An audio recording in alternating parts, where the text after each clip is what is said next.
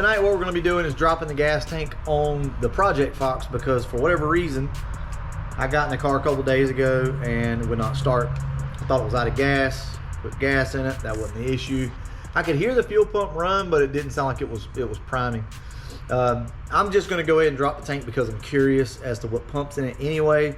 So I'm not testing fuel pressure or anything like that. I'm just going to go ahead and do it. And also I want to go ahead and change the fuel filter. So that being said, let's go ahead and get to it, see what we got.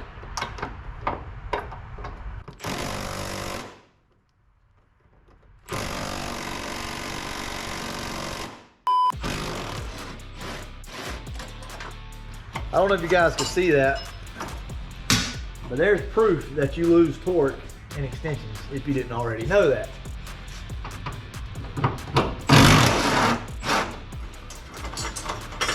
Yeah. Oh man, they've got the exhaust on this car so freaking close. Holy shit, look at that. Oh yeah, this thing's got plenty of freaking gas in it. Oh, that's gonna suck to get back in. I'm gonna end up having to take the tailpipes off this thing.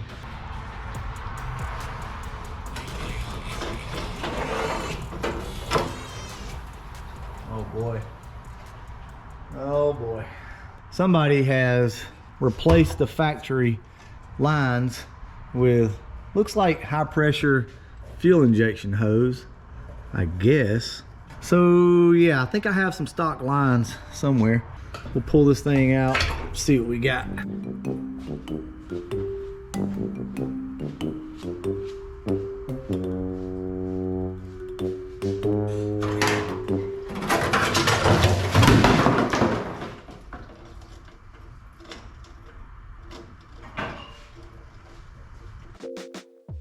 Please tell me that the camera got that. That's actually impressive. Ow, ow, ow, mother. Son of a.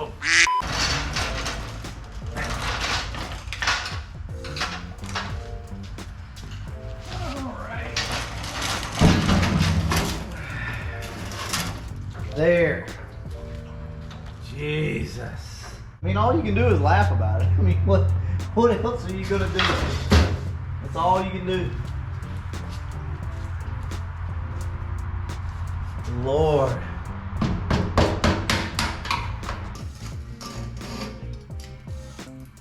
Yeah, screw it. Okay, I'm gonna go ahead and clean all this gas up and then we'll look and see what we got. Jesus. It's gonna be one of those nights, guys. If you guys ever wonder, it's a 5mm that takes the cage off of these things. So that's all it is. Anytime that you're working on like fuel pumps and you have to put like a new custom big fuel pump in your car, you want to change your fuel pump out and you're going to a bigger fuel pump, just know that you're going to probably have to do some custom modifications, meaning zip ties come into play, hose clamps and things like that. Whatever you got to do to make your fuel pump stay in place.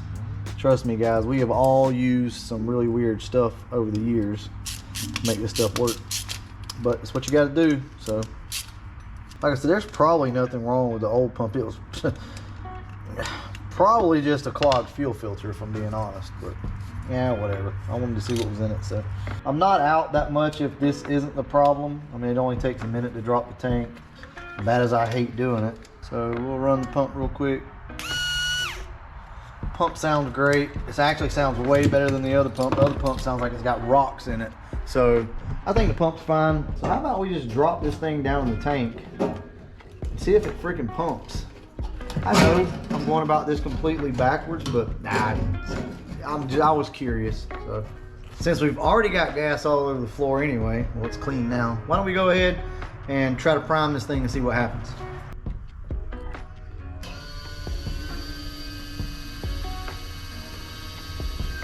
Well, look at that. Oh. I know this seems crazy, why not just test the fuel pressure and things like that, but yeah, sometimes you just want to get out here and try things. I wanted to know what pump was in this thing.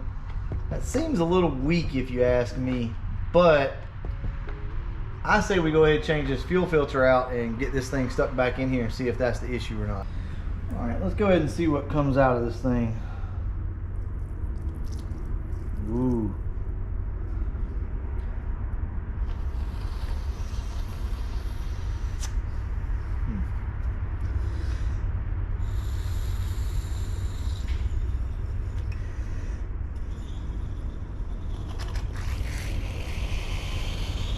All in all, the filter doesn't seem too bad.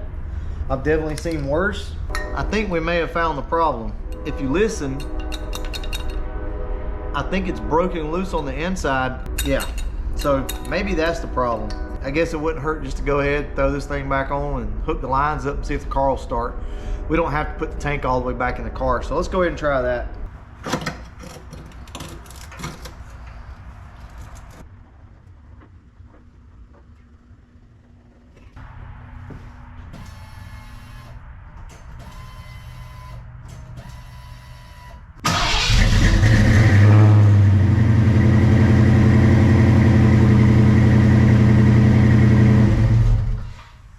What did we learn today? Absolutely nothing. This served no purpose whatsoever. I'm not 100% sure what was going on. I do think it was a fuel filter issue. But I was just in one of those moods. I wanted to pull this thing apart, see what pump was in it. And when I tested the two pumps, the pump that came out of the retro, this pump sounded better that came out of the car. The other one didn't sound as good. So it is what it is. You know what? We can learn something from all of this though. I never knew that one of these filters could, I guess, come apart on the inside. I don't really know what's going on with it. We may let this thing dry out and cut it open to see what's happening. I've never heard a filter do that, and I've replaced many of these in my time. So I think it was clogging itself up by moving around. All right, so before we go, I want to talk about this engine right here. So I did a quick live stream tonight. I got a lot of your opinions on, like, what do you think we should do with this engine? I just want to say thank you to everybody that was on the live stream for giving your input. And to be honest with you, yeah, I think I've kind of come up with a good little plan here. So let me go ahead and share that with you guys now. This is a 1968 or so 302. That means it's a non-roller. We've covered that before. So we have to have a link bar style lifter. They're a little shorter, and they have a link that connects two lifters together to keep them from spinning around. Those things are fairly expensive, I'm not gonna lie to you guys, but since this is a non-roller block, those roller lifters will allow us to run our TrickFlow Stage 1 camshaft that we have, or possibly upgrade to something different. I'm not sure on that yet. We have Canfield 192s on the car right now. So I think what we'll do is slap the pistons in this thing. It's been freshly bored, you know, 30 over. We got good pistons, stock crank, all that stuff. But we'll slap this thing together with a good high volume oil pump, new water pump, all new gasket seals, all that stuff. Be a fresh little engine. I have a ported upper and lower intake that we'll put on it. 19-pound injectors, 373 gears, and probably a 3500 stall. We're gonna try the 3500 stall because I already have one. Buddy of mine, Brandon, hooked us up a couple of years ago with one. So we may just use that.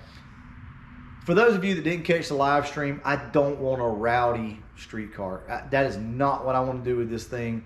I want to be able to get in this car in the morning and want to drive it to work. So that's going to mean a fairly quiet exhaust, tailpipes on it.